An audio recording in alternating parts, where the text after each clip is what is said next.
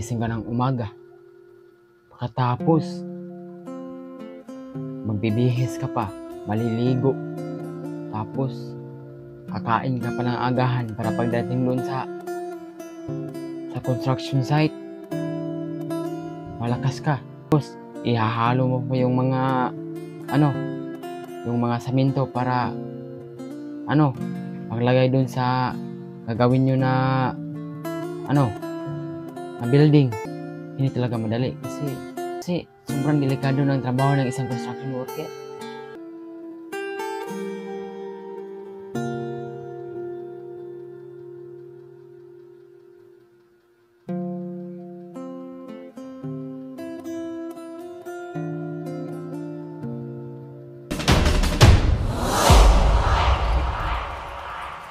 Tawagan ko muna si tatay sa magandang balita.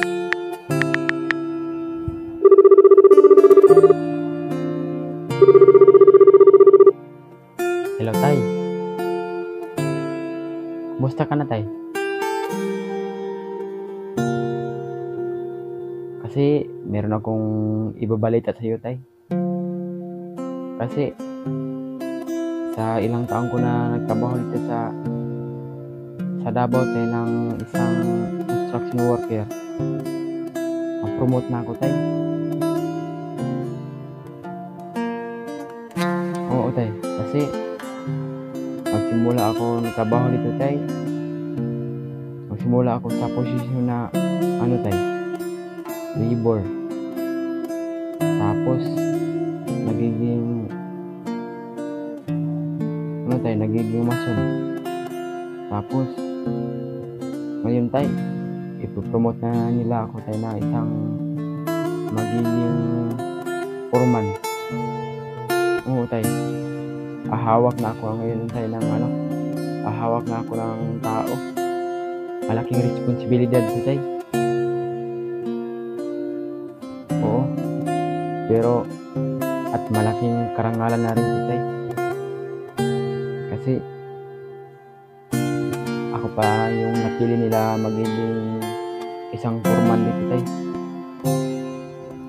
Oo nga, tay.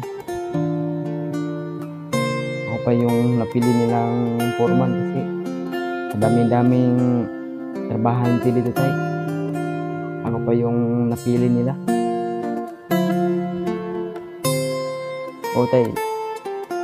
Matutupad na rin yung mga pangarap natin, tay, na makapasyal tayo sa tay, sa iba't ibang lugar, sa mga sikat na beach, at sa mga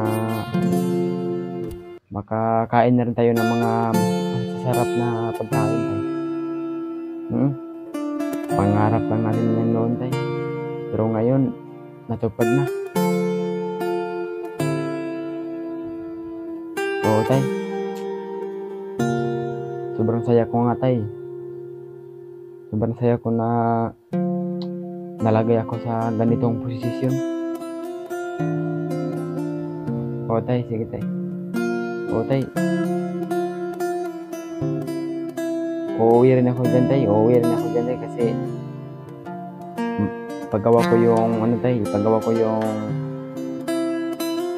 pinangarap natin na tay, yung pinangarap natin magandang bahay. Tapos tay, meron na rin tayong meron na rin tayong sariling lupa. Tapos sariling sasakyan at magagarang motor. Oo, tay. Makukuha na rin namin yan, tay. Sige, tay. Sige, tay. Mag-iingat ka, tay. Mag-iingat ka. Sige, tay. Ingat ka, tay.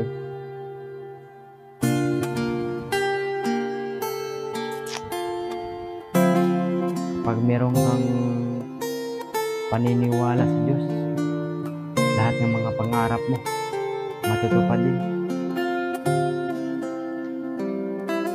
Iba talaga kapag meron kang Diyos sa puso mo.